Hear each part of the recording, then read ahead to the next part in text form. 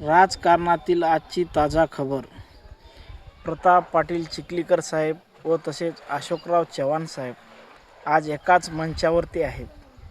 कारण प्रत्येकजण माझा निष्ठावान कार्यकर्ता आमदार झाला पाहिजे, काही जणाला वाटते माझा मुलगा आमदार झाला पाहिजे.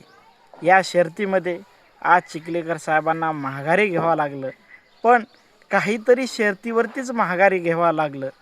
आजपर्यंत जे तळागाळातील कार्यकर्ते आहेत, जे जिद्दीनं काम करत आहेत, त्यांच्यासाठी कोण आवाज उठवणार आणि त्यांच्यासाठी कोण आमदारकीचं तिकीट देणार? कारण त्यांच्याजवळ तर अनेक कार्यकर्ते आहेत. त्यांनी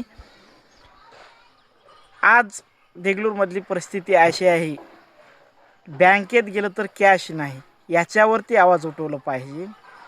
शेतामध्ये पेरण्यासाठी खत नाही, याच्यावरती आवाज उठवलं पाहिजे. आणि यांनी वारंवार रेल्वेच्या प्रश्नावरती आवाज उठून यांनी निवडणूक लढवतात, पण त्या रेल्वेच्या संदर्भात यांनी आवाज उठून एका जागी यायला पाहिजे. ते न होता यांनी फक्त स्वतःच्या स्वार्थासाठी एका जागी येऊन पत्रकार परिषद घेऊन जनतेला आणखीन वेड्यात काढायचं काम चालू आहे. जनता ही वेडी राहिली नाही. तुम्ही आवाज उठवा. आज आमच्या देगलूर तालुक्यामध्ये 3 सर्कलमध्ये विमा मिळालेला नाही, त्या संदर्भात आवाज उठवा. एका जागी या, एका जागी पत्रकार परिषद घ्या.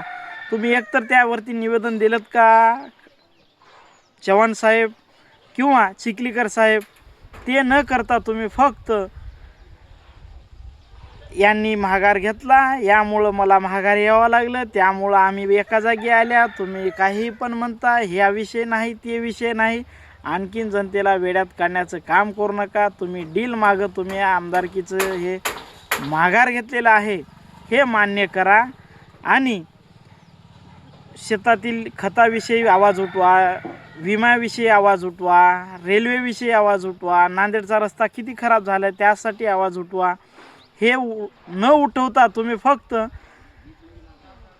राजकीय पोळी भाजून घेण्याचं काम करत आहात. यापुढे ही जनता वेळी राहिली नाही.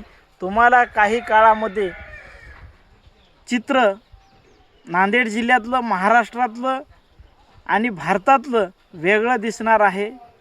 जय महाराष्ट्र.